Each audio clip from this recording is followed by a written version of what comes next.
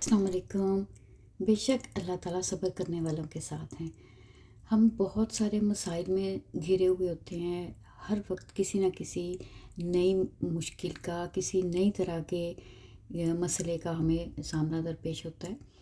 तो जब कभी भी ऐसा हो जाए ना ज़िंदगी में, ये महसूस होने लग जाए कि मेरे लिए बहुत मुश्किल हो गया है इस मौजूदा सूरत हाल से निकलना, तो ये कुरान पाक की जो आयत है ना, इसको ज़रूर ज़हन में रख लिया करें। मैं अक्सर आप लोगों के साथ शेयर करती हूँ कि कुरान पाक की एक एक आयत हमारे लिए, यकीन कीजिए, किसी मोज़े से कम नहीं है। और इसका अंदाज़ा हमें तब होता है कि जब हम किसी भी सिचुएशन से गुज़र रहे होते हैं, उस वक्त फिर कैसे कुरान पाक जो है वो हमें हौसला देता है, या कैसे हमें उस मुश्किल वक्त में साथ खड़ा हो जाता है। बाज़ औक़ात ऐसा होता है कि इंसान अपनी ज़िंदगी में किसी न किसी तरह से नाउम्मीद हो जाता है, या फिर ऐसे होता है कि वो किसी ऐसी सिचुएशन में होता है कि उसके लिए मुश्किल हो जाता है उस सिचुएशन में रहना। और ख़ास तौर पे जो हम हैं परदेस में रहने वाले, मैं अपनी सब देखने वाली उन बहनों का ज़रूर यहाँ पे जो अब्रॉड में रहती हैं, जो परदेस में रहती हैं, उनकी तर्जुमानी करते हुए ये बात ज़रूर कहूँगी कि जब हम एक बीवी की हैसियत से, एक माँ की हैसियत से, या ससुराली रिश्तेदार जो होते हैं उनके लिहाज से, मतलब किसी की बहू की हैसियत से या फिर किसी की दोस्त की हैसियत से, जब हम अपने सब फ़राइज़ को अदा कर रहे होते हैं और इस दौरान हमें सब्र करना पड़ता है ना अपने बेटी होने पे, और अपनी किसी बहन या भाई की बहन होने पे, तो जो ये वाला सब्र है, ये करना कितना मुश्किल है। मुझे आजकल काफ़ी ज़्यादा होम सिकनेस थी। मैं इस चीज़ को लेके काफ़ी ज़्यादा, जिसको बोलें आपके, मुझे परेशानी हो रही थी। एक तो यहाँ की ज़िंदगी ऐसी होती है प्रदेश में रहने वालों की, जब ख़ास तौर पे कोई फैमिली पास नहीं रहती है तो हमारे लिए ख़ुद को बिज़ी करना, किसी न किसी एक्टिविटी में लगा के रखना, ये बहुत ज़रूरी होता है। यही वजह थी कि मैंने ये यूट्यूब पे चैनल भी बनाया था कि चलें कोई एक थोड़ा सा ख़ुद को मसरूफ़ रखा जाए, बजाय इसके कि इंसान डिप्रेशन में जाए। अच्छी बात है ख़ुद को मसरूफ़ रखा जाए। तो फिर ये भी होता है ख़ास तौर पे कोई ख़ास मौक़े जब होते हैं, उस वक्त पे तो हमें और ज़्यादा ये फीलिंग स्ट्रॉन्ग हो जाती है हमारे पास। तो बस यही कुछ वजह है, पिछले तकरीबन 2 वीक से मेरे साथ यही चल रहा था। कुरान पाक जब भी हम पढ़ रहे होते हैं ना, तो उसमें ज़रूर कोई ना कोई आयत ऐसी हमारे सामने आती है जिस पे फिर हमें हौसला मिल जाता है, जिसके पढ़ने से। यह आयत मेरी नज़र से गुज़री कि बेशक अल्लाह तो सब्र करने वालों के साथ है। तो क्या जब मैं अपने बेटी होने पे सब्र कर रही हूँ, इसका मतलब ये है कि अल्लाह मेरे साथ है ना। और जब अल्लाह ताला साथ हैं, अल्लाह का साथ हो, तो फिर किस चीज़ की परेशानी। और ये वो चीज़ है अल्लाह का साथ मिल जाना कि फिर उसके बाद बाकी हर चीज़ छोटी रह जाएगी। इंसान की वो जो सारी फीलिंग्स हैं वो पीछे रह जाएंगी। तो बस यही चीज़ है जिसके साथ हौसला मिला, और मुझे भी ये फ़ील हुआ कि हाँ बेशक जब अल्लाह मेरे साथ है तो फिर मैं क्यों परेशान हो रही हूँ। बहरहाल ये हमारी ज़िंदगी है, और हम प्रदेश में रहने वाली, और ख़ासकर बेटियों के लिए जो सालों तक जाके अपनी फैमिली को मिल नहीं सकते हैं, तो कभी बच्चों की मसरूफ़ियात हैं, कभी घर की ज़िम्मेदारियां हैं, उनमें से टाइम निकालना, और फिर ये सोचना कि अगर मैं चली भी जाऊं तो पीछे से बच्चे जो हैं वो कैसे मैनेज करेंगे। तो ये जो दोनों तरफ की फ़िक्र है ना, इसके साथ डील करना, और फिर ख़ुद को समझा के इस बात पे सब्र कर लेना कि जहाँ हम बैठे हैं अल्लाह पाक आपकी रज़ा पे राज़ी हैं।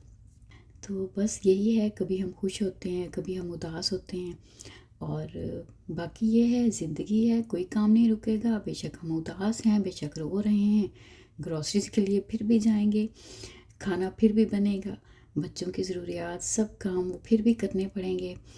कभी हम बहुत मोटिवेटेड होते हैं, बहुत एनर्जी के साथ ये सब चीज़ें करते हैं, कभी बिल्कुल ही लो फील कर रहे होते हैं और ज़बरदस्ती हमें ये काम करने पड़ते हैं। इसी का नाम ज़िंदगी है। बहरहाल एक दूसरे को हौसला देना, एक दूसरे को मोटिवेट करना, एक दूसरे को दुआओं में याद रखना, और ख़ास करके जैसे अब मैं आज की वीडियो में ये बातें कर रही हूँ, तो आप लोग जो कमेंट्स करेंगे उनसे हौसला मिलना, ये सब चीज़ें जो है ना फिर हमें खड़ा करती हैं कि नहीं कोई बात नहीं, इंशाल्लाह मैं स्ट्रॉन्ग हूँ, मुझे स्ट्रॉन्ग बनना है।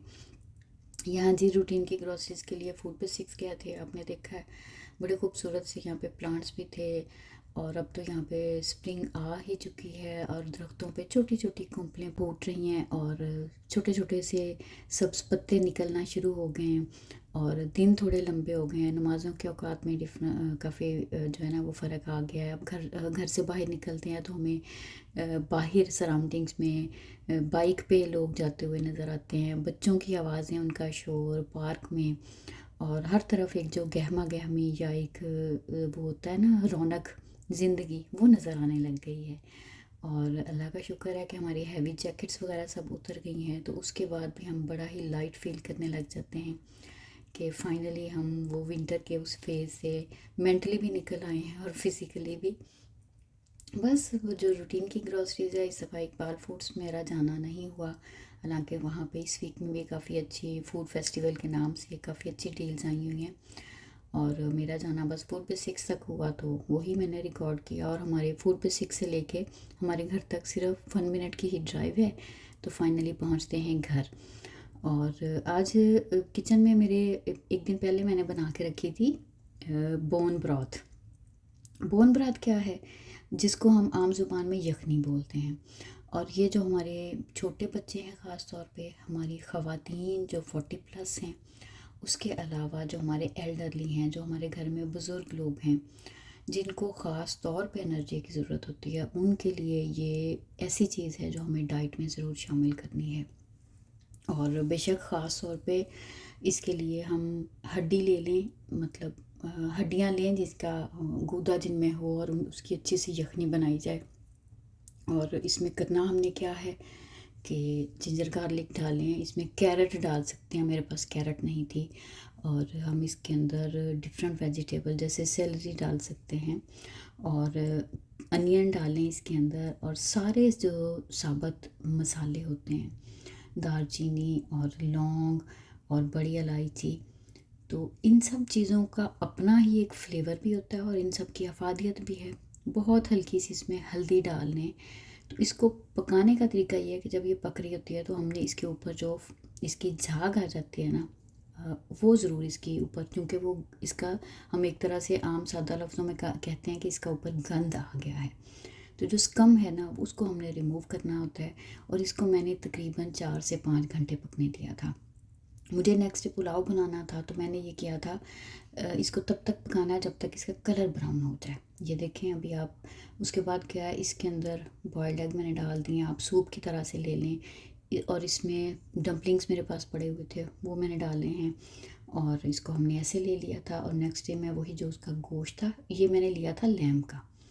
और बेसिकली ये वाली यखनी बनाने के लिए हमें अलग से उनको बोल के, जहाँ से हम मीट लेते हैं ना वहाँ से हमें बोल के उनको कि हमें ये यखनी के लिए चाहिए, बोन ब्रॉथ के लिए चाहिए, तो वो लेके आनी चाहिए। वो नहीं भी हो तो जैसे हम रेगुलर घर में गोश्त लेते हैं, वो हड्डी वाला हो, जिसमें हड्डी ज़्यादा हो, उसके साथ हम ये बना सकते हैं। और वीकली 2 टाइम्स तो ज़रूर लें।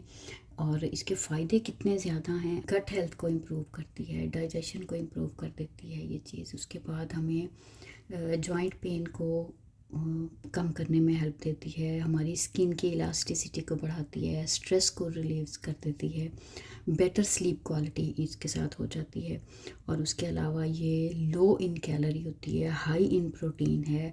फिर जब हम यखनी लेते हैं तो ये हमारी जो हाइड्रेशन है उसको इंक्रीज़ करती है, हमारा वाटर इनटेक इसके साथ ज़्यादा हो जाता है और इम्यूनिटी को बूस्ट करती है। ख़ास तौर पे हम जो ख़वातीन हैं 40 इयर्स के बाद, हम लोगों की नेचुरली ऐसा हो जाता है कि हार्मोन्स हमारे डिस्टर्ब होते हैं। उस वक्त पे हमें कोलेजन जो है ना, इसकी बहुत ज़्यादा ज़रूरत होती है, क्योंकि उसकी प्रोडक्शन कम हो जाती है। और कोलेजन वो है जो हमारी स्किन के लिए बहुत अच्छा है, इलास्टिसिटी को मेंटेन रखने के लिए। तो इसको नेचुरली हम कोलेजन जो है ना वो इस बोन ब्रॉथ से ले सकते हैं। तो हम ख़वातीन के लिए तो ये बहुत ज़रूरी है, और ऐसे ही ये बच्चों के लिए और बूढ़े लोग जो हैं उनके लिए भी बहुत ज़रूरी है। लामहदूद इसके फ़ायदे हैं, तो इसको ज़रूर अपनी डाइट में शामिल करें। आपसे मिलूँगी अगली किसी वीडियो में। अल्लाह हाफिज़।